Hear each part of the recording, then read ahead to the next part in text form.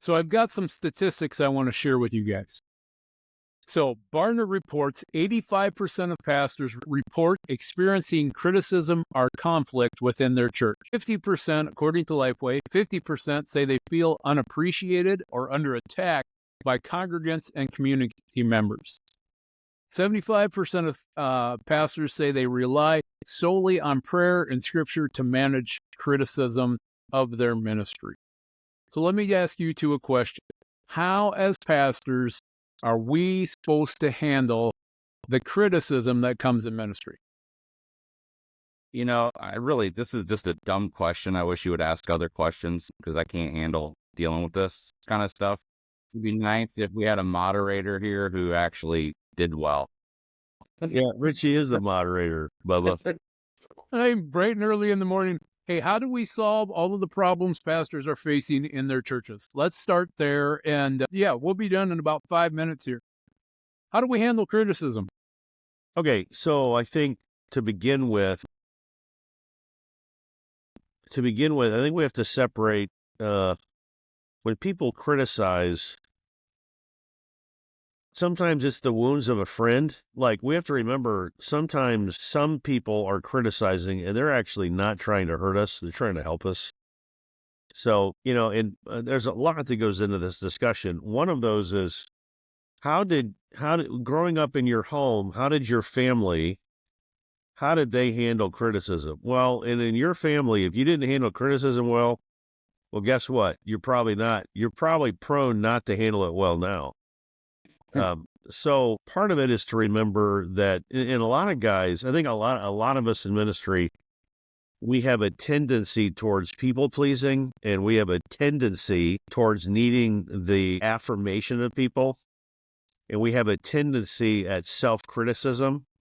And so it's like the dominoes are already set up against us. Like, we already have a propensity towards self-loathing, and then when we hear a criticism, that just feeds into the narrative that the enemy likes to spread in our head, that we're a loser and we have no business being here. And so I think we've got to first of all recognize that when somebody gives a criticism or a view that's less than stellar, or it's not perfect, that is to say, they're bringing up something that where I could improve, not to take that personal. And so, and I know that's hard. It's easier said than done. But I think we have to start off assuming that even if there is some truth there, that, we ought to be at IBO, we talk about being open palmed. So that's number one. And I think number two, I think we need to, when people are criticizing, okay, if you've got the person that is always critical, you don't need to worry about that because they're always going to be critical. You have one or two people that are going to always be critical. So like if a 7 or 8 or a 9-year-old in your life is always critical, are you going to take that personal? Probably not. Why? Because they're a 6, 7, or 8-year-old, right? Well, if a spiritual immature churchgoer is critical, I would argue that we need to keep in our mind that in a very similar way, you would not spend a lot of time worrying about the negative view of a 6 or 7 or 8-year-old. In a similar way, you don't need to worry about the negative view of somebody who is a neophyte in their faith. Well, of course they're going to complain because they're immature. Yes. So your job is to help grow them. So I think that's number one. I think number two, I think it's entirely right. Years ago, I had a Richie, you know this person. I had a deacon at a church not far from you where I served. He came to me, and like about once a month he would complain. So finally I pulled him into my office. I said, "Brother, I love you." And I did. I wasn't lying. I said, "I love you, but you're a pain in the neck." I said, like, I can never do anything right. If you were to just observe that I accidentally did one thing right, and you were to commend me like once every 3 or 4 months, I could take your negative criticism month in and month out. And I said, and so at first he was kind of angry, gruff, but then he dropped his head and he began to chuckle. He said, "Well, Pastor, you're not telling me anything that my wife hasn't told me all these years." So then I said to him, I said, brother, I tell you what, let's work on a deal. I said, when I'm making a decision and I'm leading in a certain way and you don't like that, why don't you come tell me, and you and I, let's sit down. Let's try to figure out a way for you to win, for me to win, for the church to win, and for God's glory to win. Yeah. He said, Pastor, I like that. And you know what? From then on, we made it. Well, let me just give one more, and I know I'm dominating. I don't mean to. When it comes to criticism, I think number 3 and number 4 would be, I think it's good for us to push back on those that are critical.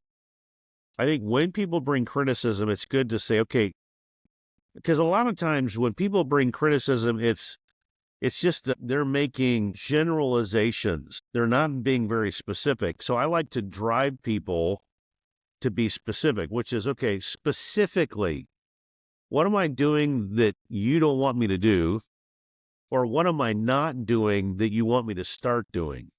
And what that does is it drives them to be very specific.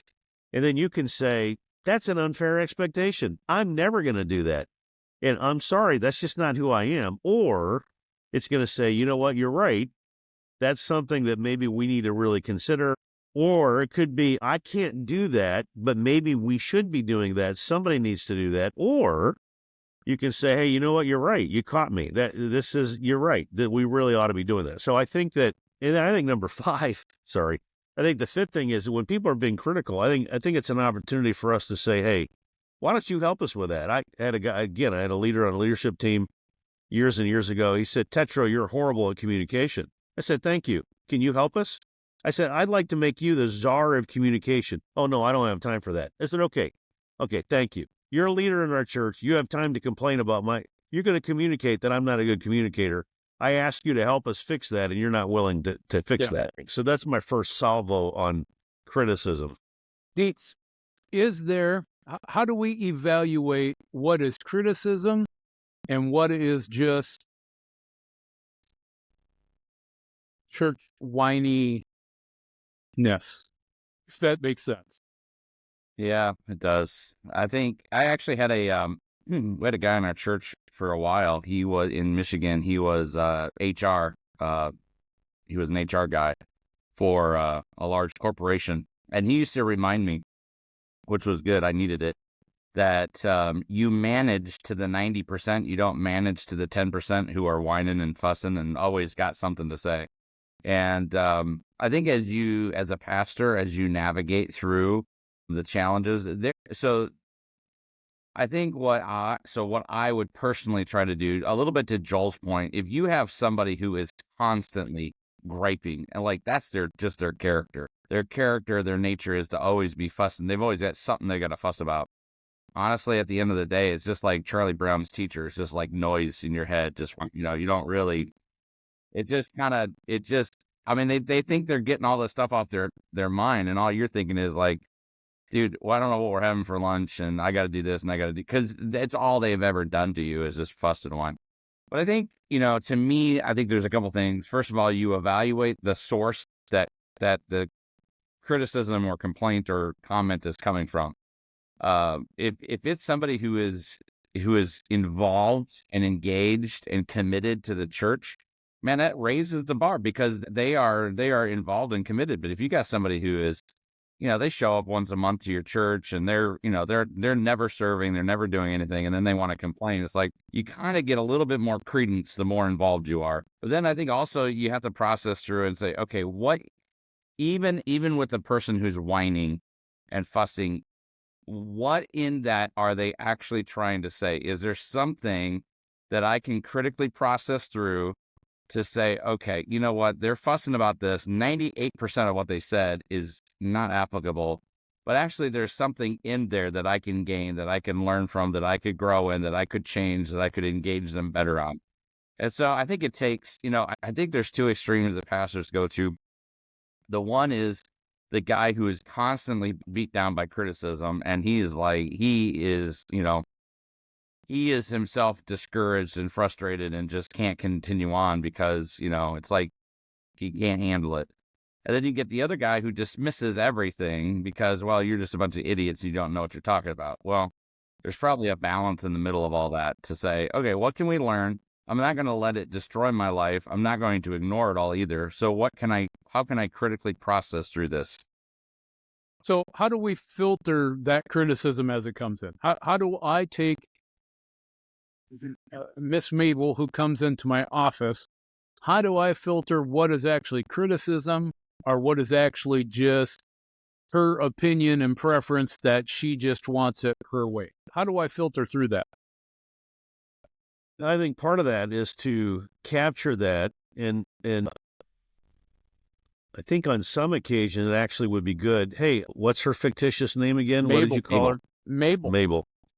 Yeah, so you say, Mabel, hey, I'm writing this down because I actually want to take this to our elders, or I'm going to take it to our leaders, and we're going to discuss it. And it may very well be that I want to take this to them because I want them to hear this, because if they also view it this way and believe that this is legitimate, then we want to understand it. And I think you can leave it at that.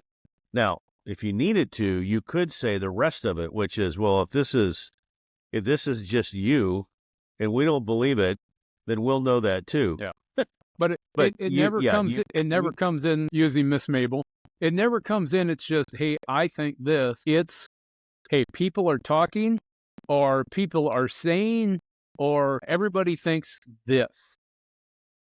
Yeah, and there may be a time when it's right to say, "Hey, do you know what gossip is? Can we have a conversation about gossip?" But sometimes it would be okay to say, "See, sometimes Mabel's actually trying to help you, and she's doing what she knows to do, which is to go to the leader, and she actually loves you, and she actually is trying to hear that bothers her. She doesn't know what to do." And so that's why I say, I think sometimes it can be helpful to say, hey, I'm going to write this down, and I'm going to take it to the leaders, and we're going to discuss this to see how we want to think about it and how we want to respond.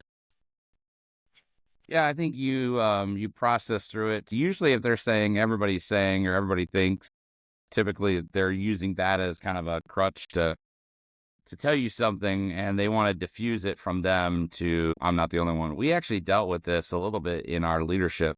So there's two components here. One, we had a situation where, we had deacons that were in charge of helping our widows and overseeing our widows. In our church in Michigan, when I was pastor there, we actually had 17 widows or widowers, and most of them were widows. And so almost over 10% of our church was widows. And so our deacons really helped us out a ton by investing in them and dealing with them and helping them and encouraging them, all that stuff. Well, we started hearing from the deacons about people are saying this and people are saying that. And so I didn't know where that was coming from. We didn't know, the elders didn't know the source of that. So we finally told the deacons, we said, listen, we understand and appreciate that you're trying to help us, but at this level, at a deacon elder level, you have to tell us who's telling you this, so that way we can actually address the issue. And what we found was it was actually coming from the widows when the deacons would go talk to them. And so I'm like, well, most of these widows are, they're sweet, godly ladies, so what's the struggle? Well, when the elders started, investigating and spending time and just thinking through with the widows, come to find out one of the challenges. So, if you use Miss Mabel here as an example, one of the challenges, and this may be helpful for a pastor out there or somebody who's listening, or maybe even a widower or widow, is oftentimes what we found was the widows were lonely. They were sitting in their house all by themselves, and especially if it was a woman who had lost her husband, she doesn't have a man to balance her out and to think through and process through things. And so what we discovered was those widows were actually using the deacons, and even sometimes me, as kind of a quasi form of what role their husband used to play, which was to sit and listen to them and just let them talk it through. There was actually not a major issue or problem, but if you weren't careful, it made it seem like there was a problem or issue. And so when we discovered that, well, then that changed how we engaged our widows to say, okay, so we can go talk to them. We can go spend time with them. We can go sit in their living room and, they'll make us cookies and coffee and whatever. And they just needed somebody to process. They weren't actually trying to complain. They just needed somebody to process, because in the loneliness of sitting in their house, they didn't have that. And so that actually took us some time to kind of process through and analyze through, okay, so we're hearing complaint, what we are deeming as complaints. Hey, people are saying this, and people are frustrated with this, and people this. And then once we actually dug down into it, now that did not eliminate. I mean, there's obviously people that still just, they just complain because they want to complain. But when we dug down into it, we actually found that the majority of our issues came from lonely widows who just needed somebody to process with them. They weren't mad because I couldn't make it make sense. I'd give them hugs on Sunday, and they were loving. They loved us, and I'm like, man, something's not computing here. Why does it seem like it's complaining here, but then on Sunday, they're happy to see us and they're giving us hugs and they just want to be, cared for. And actually what it revealed was they need somebody to help them process through and think through and just listen to them because they're lonely and they don't have anybody to talk it through.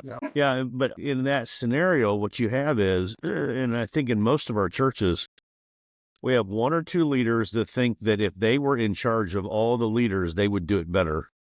And so they have a little bit of a personal agenda, even if they don't know that they have a personal agenda. They hear that, and then they blow it up. Yeah.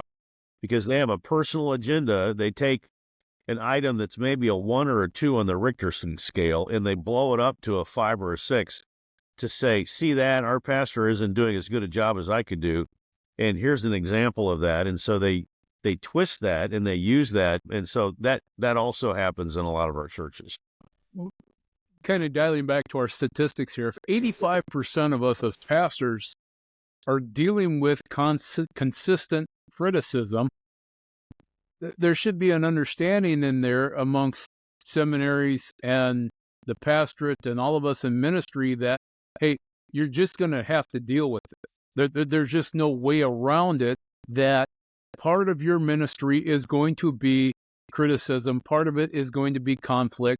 So we need then to learn not to avoid that criticism or conflict, but how we go through it. So how do we respond? So Joel, you gave the example, a deacon or an elder in your church came and he talked to you about your communication. How do you respond? Not what action do you take, but when he comes up to you and says, Joel, you're doing a terrible job of communication.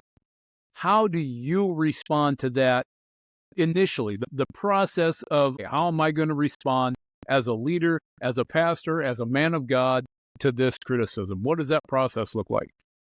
Well, I think as difficult and as unfair as often those observations are, I think a lot of times what we're going to find is that there are actually some real elements of truth in the midst of that.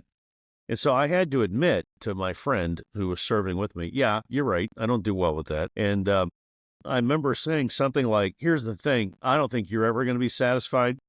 So that's number one. I'm just never going to be great at this, but I am open to doing better. So how can we do better?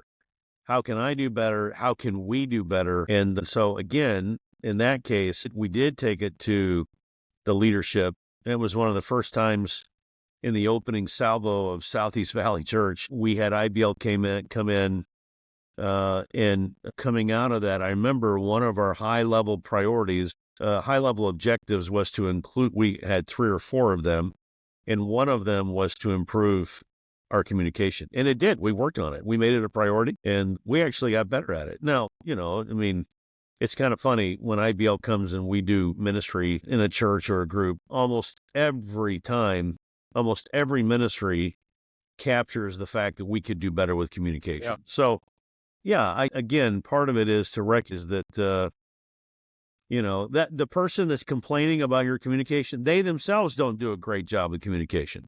So I think part of it is just recognizing the fog of war, spiritual warfare.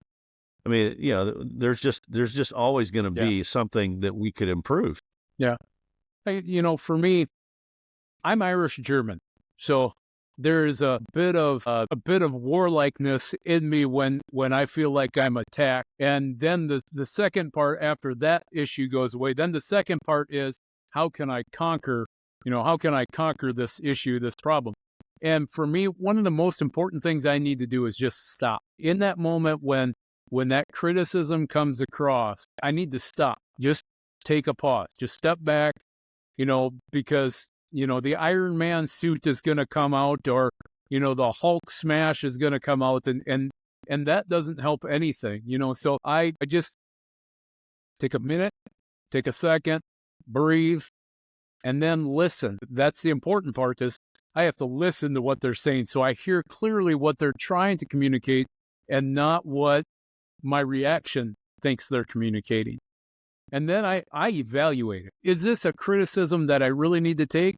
Or is this just something that, I'm parting my hair crooked and they don't like that? Or my beard's too long, or my beard's too short, or those kind of criticism. And I evaluate that. But I think the main point then is, when I address it, I address the issue and not the person. I don't go, well, Miss Mabel or whoever, this is your issue. It's not really my issue. We talk about the issue. We have that conversation about the issue, and then try to lead through that, and really just try to push through both the good criticism and the bad criticism. But I'm willing to listen to the good criticism. I'm willing to be told I'm wrong. And that's difficult in leadership, because we're supposed to be leading. We're supposed to be pushing the way. But I think within the church model, I think our leadership is quite different than it would be within the business model outside.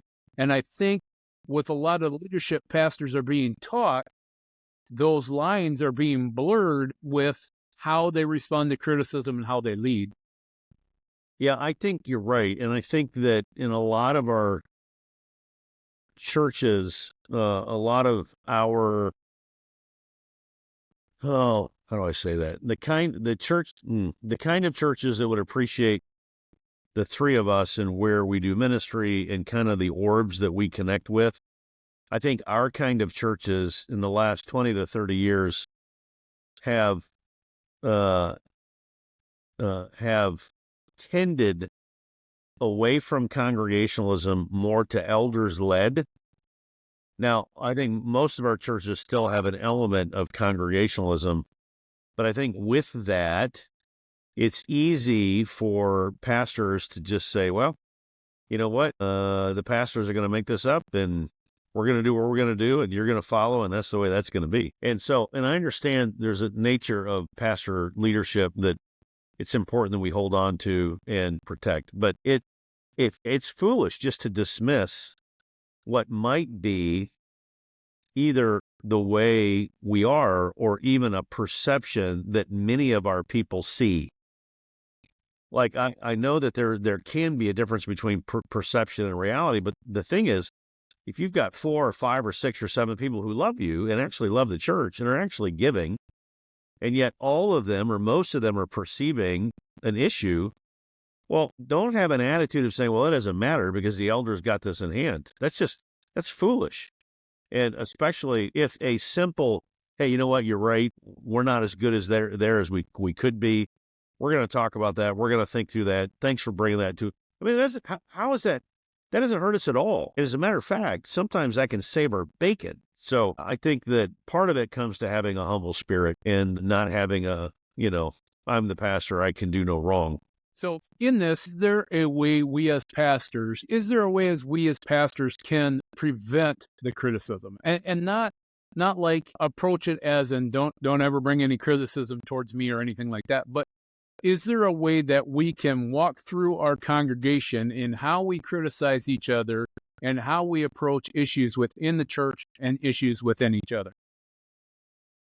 Yeah, absolutely. There's a couple different ways you can do that. One, I think you hit on, you teach them and instruct them on how to biblically criticize or complain or, bring suggestions, whatever you want to call it. There's a biblical process and a biblical manner in which we can do that. And it's housed within the one another's. And all of us are bound by those one another's. And so I think you teach and instruct your people about the one another's and the reality of how we engage and edify and encourage and exhort one another and in whatever issue we have or whatever problem we have. So I think there's a theological response that we can give to them, which is training and equipping them in the process of just dealing with one another in life, whether that's me as a pastor and them as a congregant, or whether them as congregants, whatever it may be. I think there's a second way that we can kind of guard ourselves or help ourselves in this area of criticism, and that's with having proper organization within the church body. So especially if you're, I mean, obviously there may be different polity models that are represented by people who listen to this, but whether you have, even if you have an old Baptist model of the one man head pastor and deacon model, or whether you have an elder model, like the pastor, even in an elder model, doesn't have to be the guy who takes all of the criticism. So people need to know, okay, if this is an issue or this is a problem, you need to go to that person. So when I started pastoring in Michigan, I came after about a year and a half, and I was like, man, I feel like we're repeating the conversations over and over and over. Like I would listen to the other elders, and they would talk about, oh, I talked to this person and they had this issue.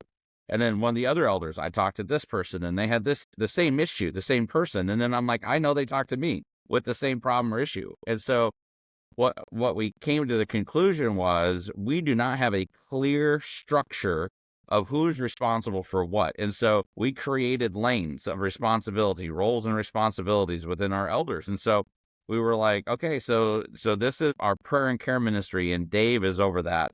And if you have anything that involves that ministry, anything related to that ministry, go talk to Dave about that.